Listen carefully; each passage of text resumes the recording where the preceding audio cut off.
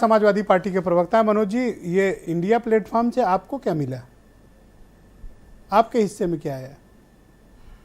India platform से हमको समरसता मिली, हमको एकता मिली, हमको बंधुत्व मिला, हमको कम से कम ऐसी चीज़ जरूर मिली कि मणिपुर में जब अपने ही लोग शरणार्थी हो जाएं, 50,000 लोग जब वहाँ लाशें गिरे तो उस पर कम से कम अट्टहास न करा जाए, उसमें मर्माहत हुआ जाए, संवेदना हो उसमें। कम से कम इंडिया प्लेटफॉर्म में एनडीए वाला वो भाव नहीं मिला जो नेशनल डिफाल्टर एसोसिएशन है, उस तरह का भाव नहीं मिला। इसमें एकाधिकार, इसमें इंडिया में वही मिला जो संविधान के प्रस्तावना में है कि हम भारत के लोग भारत को एक संपूर्ण प्रभुत्व संपन्न समाजवादी धर्मनिरपेक्ष एवं लोकतांत्रिक गणराज्य बनाने के लिए तथा उसके समस्त नागरिकों को आर्थिक, सामाजिक, राजनैतिक न्याय दिलाने के लिए इसकी सौगंध लेते हैं। यही तो मिला है। ये कह रहे इंडिया क्यों रखा है? भारत रखो नाम, इंडिया गलत रखा है नाम। इन्होंने जो कहा, असल में भारतीय जनता पार्टी के पास एक समस्या है, जानते हैं क्या? शब्द को कर्म तक ले जाने में कर्म करना पड़ता है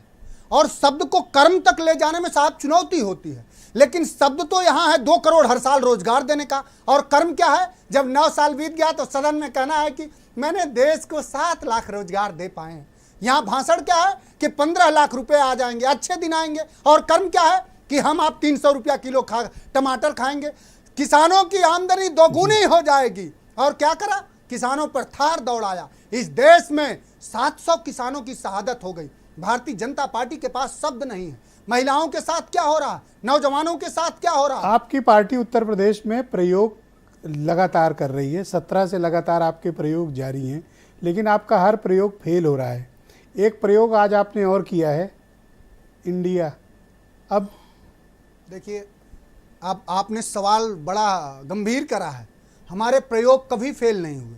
94 से आज तक इतिहास देखेंगे तो समाजवादी पार्टी का जो वोट प्रतिशत है, हम 2012 में 29.8% वोट पा करके सरकार में थे, हम अब 36% वोट पा के सरकार में नहीं। समाजवादी पार्टी का वोट प्रतिशत बढ़ा। और मुझे गरूर है, मुझे नहीं, इस देश के लोगों को, कि जो पीडीए पिछड़े दलित अल्पसंख्यक का और जो प्रगतिशील सोच का संवर्ण है उसको एका करने का जो तो इस बात को खुलकर क्यों नहीं कहते कि कांग्रेस के साथ अलायंस करने जा रहे हैं? जब बैठकर स्टेज शेयर करते हैं, गठबंधन बनाने की बात करते हैं, तो यूपी पर क्यों नहीं बोल रहे हैं?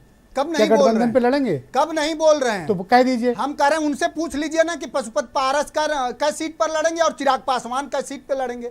जिन पार्टियों को तोड़ा, अब उन्हीं पार्टियों को, जो नरेंद्र मोदी जी इस देश में सीना ठोंकते थे कि मैं अकेला हूं, आज वो शेर लड़खड़ाता नजर आया। और 38 ऐसे लोग उसको पकड़े हुए हैं जिस 38 का कोई अस्तित्व नहीं है, जो अभी सुबह आप इमोशंस की पॉलिटिक्स करते हो। दिल्ली और लखनऊ में हेड काउंट्स होते हैं। अरे ऐसे लोग बने हुए हैं। अगर चिराग पासवान ताकत पैदा किए हैं तो आज उनको नमस्ते है, जब नहीं किए थे तो घर खाली हो गया था। सर ताकत लाइए सर, फिर बात करेंगे। ताकत तो इस हिंदुस्तान के जनमानस के पास है ना। मोदी जी ने आज एक अच्छा भाषण दिया कि democracy is the people, for the people, by the people. लेकिन वो भूल से फिर उनका शब्द कर्म तक नहीं आता। अब वो ये समझते हैं कि भारत का लोकतंत्र सिर्फ मोदी है। मोदी नहीं है साहब, अरुण राजभर। और मैं खत्म कर रहा हूं, ऐसे लोगों से भी लोकतंत्र नहीं चलेगा जो सुबह किसी और को प्रधानमंत्री बनाते हैं, दोपहर में किसी और को, शाम को किसी और को, और शाम को जाके लोग जाते हैं, चरण वंदना करते हैं, बाप बेटा सुपुत्र सब लेटते हैं। कौन? अरे कौन क्या? आप नहीं जान रहे हैं, हम नहीं जान रहे। बताओ। मैं समझता हूं कि अब नाम लेना मुनासिब नहीं होगा। समझदार के लिए इशारा काफी है, रहने दीजिए। अब वो बनाएंगे।